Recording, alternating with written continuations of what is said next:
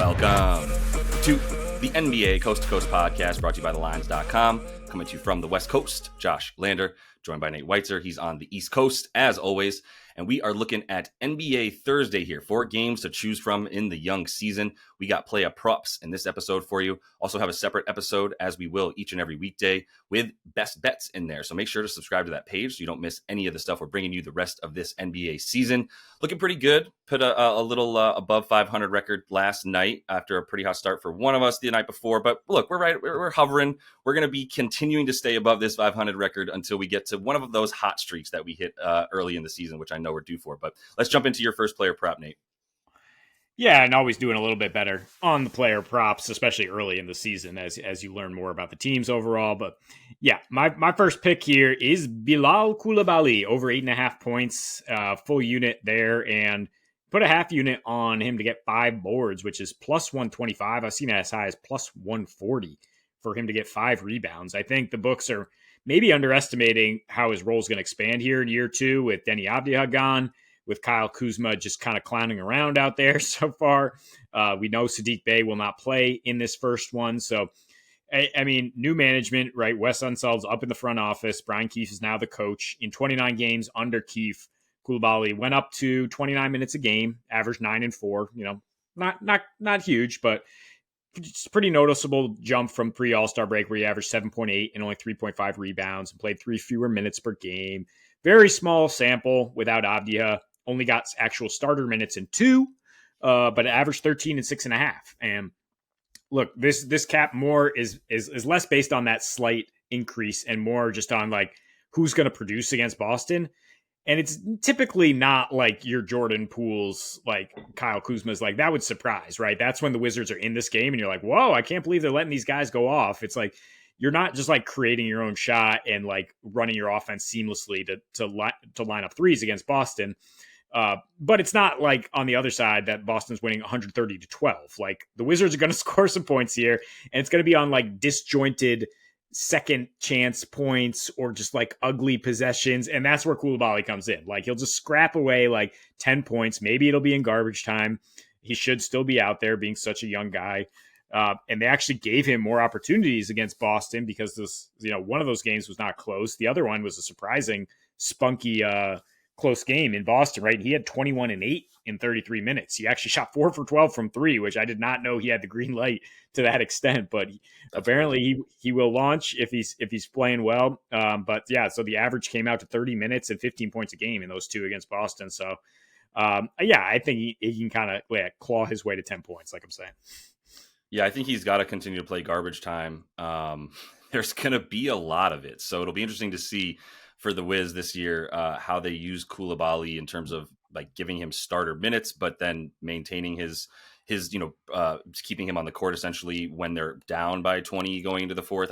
I don't know how they're going to work that, but other than maybe like a little bit of a letdown emotionally for the C's coming in after ring night and dominating the Knicks, historic 3-point stuff, whatever, could see a letdown early. Still think this is going to be a blowout. So because I think it's going to be a blowout, I'm going back to Peyton Pritchard, and I'm going to be going the other way. Got an under on him last game. Granted, he was like 1 for 97 from deep as they tried to get the 30th 3-pointer of the game and break the record. But I still felt good about that under, and I really feel good about this over as well. This is the spot that is going to be tailor-made for Peyton Pritchard. And to be fair, honestly, I think I might have underplayed like how important he's going to be to this team coming off the bench, how much they're going to prioritize his minutes coming off the bench versus most players. And it should be like he and Hauser and whoever the backup center is all coming in that like 6 to 8 minute mark in the first quarter, coming in for like Jaylen Brown, Derek White, that kind of thing. And that'll be the rotation now because he was the first one off the floor with Luke Kornet in this game 1, like we're saying here. So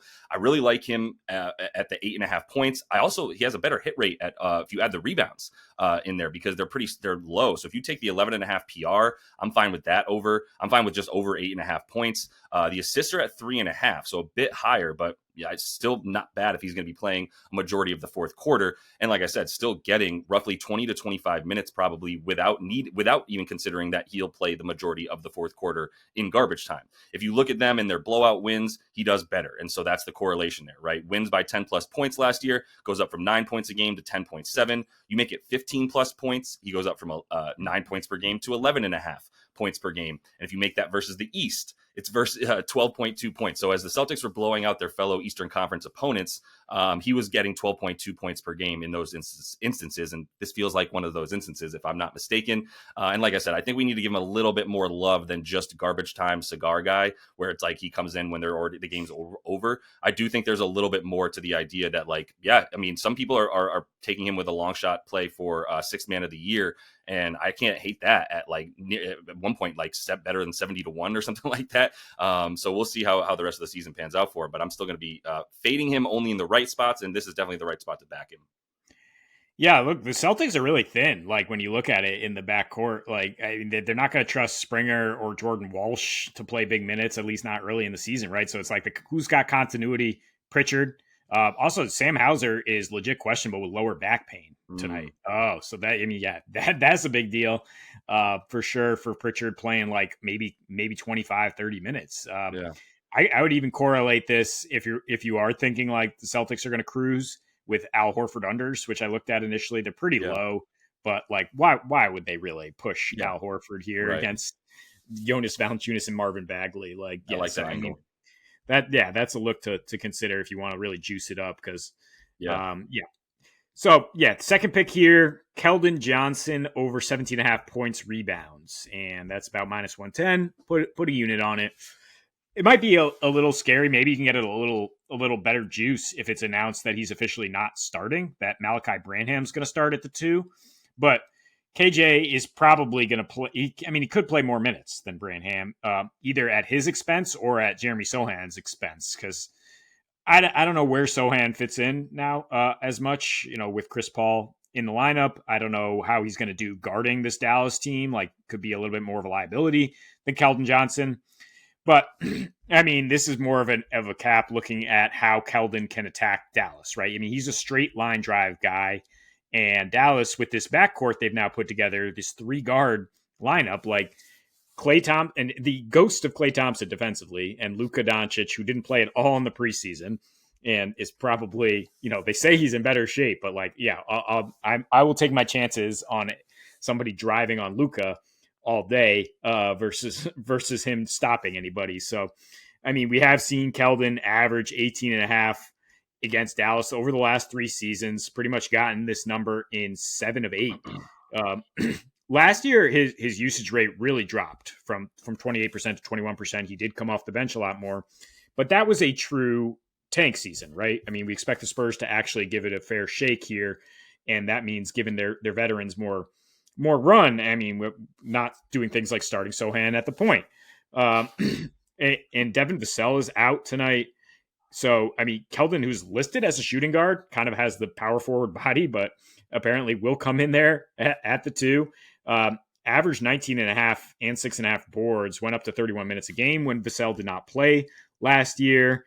He struggled with his efficiency on the road, but still got to this number consistently, 20 points and rebounds in just 28 minutes per game.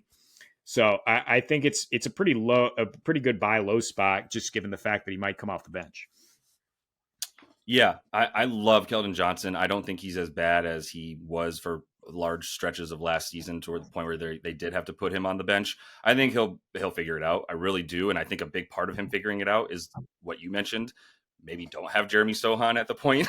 But I kind of think it's interesting that Trey Jones, I'm looking at him right now. I think there might be value on him. I just wanted to bring that up because he's at 4.5 assists for plus money. And if you look at the minutes alone, right, like let's say Chris Paul's officially starting and Trey Jones coming off the bench.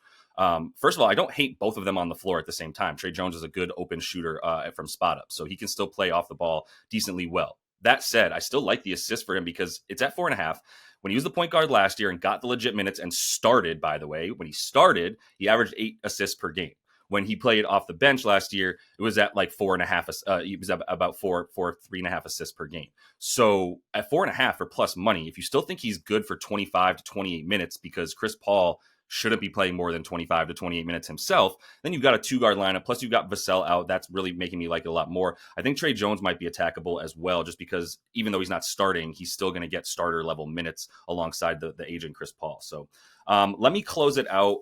I was considering an under for Klay. You kind of convinced me that there's the possibility he goes off. I still think it's very possible he hits 4 3-pointers and doesn't get 17 points where his line is at. So I'm not scared of going under 16.5 points for Klay, even if you think he's going to hit the threes. I'll just mention, if he does not hit 4 threes, he is very unlikely to get 17 points. Last year in the games where he hit 3 or fewer threes, he went under 17 points 32 out of 38 games. So that shows you how vital the threes are to his points. You can't make this threes prop high enough with such a high points prop. So I would be fading his points tonight. Not saying the 3+3s are impossible at all. But that said, I love Jamal Murray under right now early in the season. I think the points are the biggest play for liking the under here. And this is not a good matchup for any guard, but especially an undersized guard who's, look, I'm down on Jamal right now. I had the opportunity to keep him for a really cheap amount in a dynasty fantasy league. And I was like, you know what? I'm good right now because I don't really like the way that we're allowed to foul more. And he's a small guard that can't really play with that much.